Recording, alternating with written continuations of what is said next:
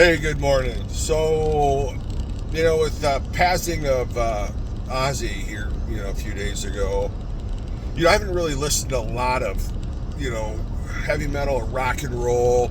Um, I've listened to a wide variety of music when I'm lifting, and so some of the music that I listen to is not like the rock and the Ozzy kind of stuff, but I listened to a lot of Ozzy back in the '80s, and so anyway, so I've had some time to reflect on the he's he was branded an icon.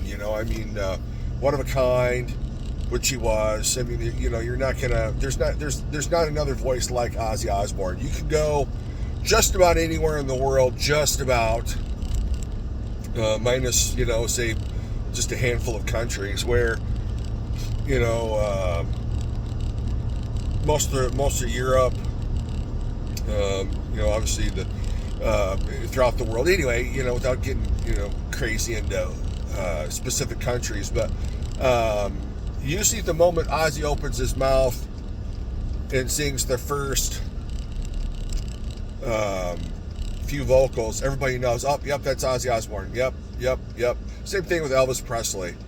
Probably not so much anymore because it's been so long, but, a lot of people, recognize his voice, rather quickly.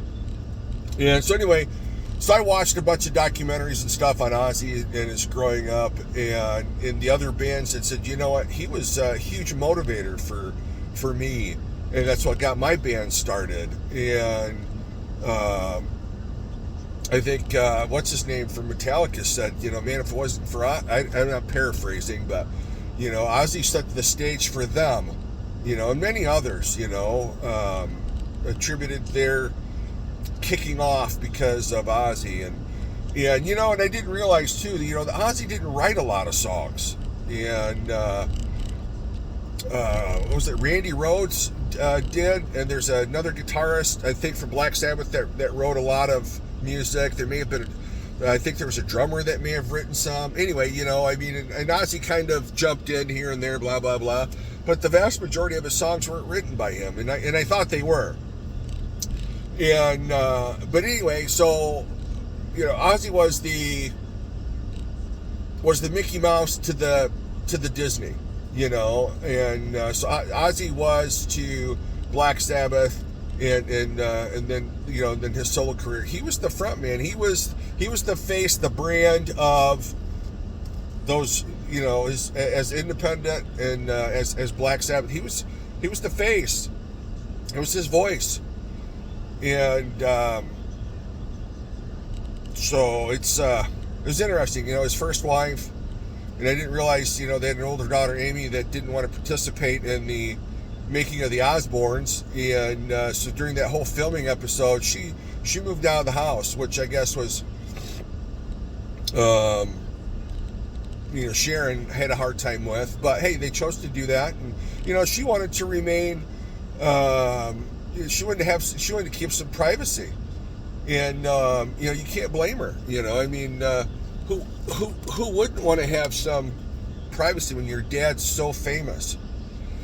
So anyway, so I take back what I said, about Ozzy being an icon. After seeing what I've seen and watched what I've watched, he definitely was. He had a huge impact on a lot of things, culturally in the United States and abroad, as far as the music goes.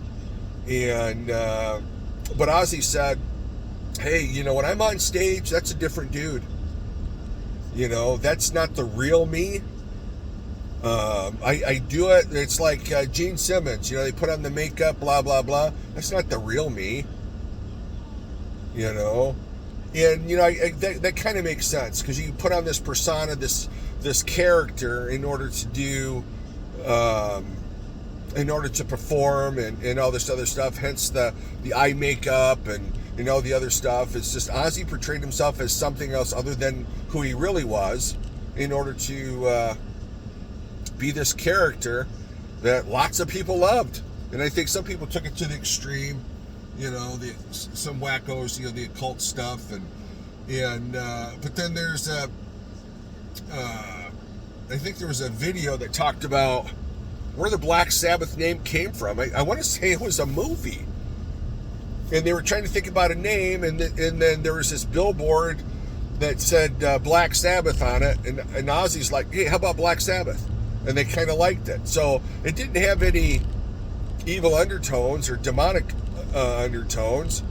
So I don't know. I think some of the things I watched changed my perception of him and the band. And they did an interview with the lead guitarist of guy's gonna be 77 years old, 78 years old now.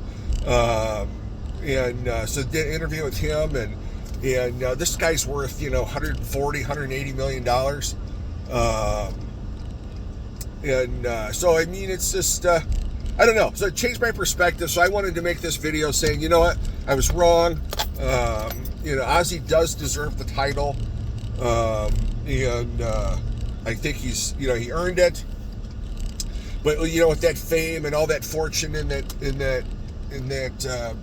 that wealth changes people, opens the doors to so much temptation and alcohol and drugs, because it's just like, in some cases you're just trying to get away and you're just trying to relax and calm down, and you've got thousands of people screaming out your name, taking their clothes off just so they could show you their tits or whatever else. I mean, that's, it changes a dude.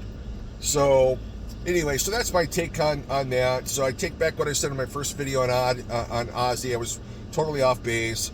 And so please like and subscribe. Give me a thumbs up. Let me know what you think. Did you too change your mind? Have you been digging into Ozzy since he passed? I know I did. So anyway, thanks for watching, and I look forward to your comments.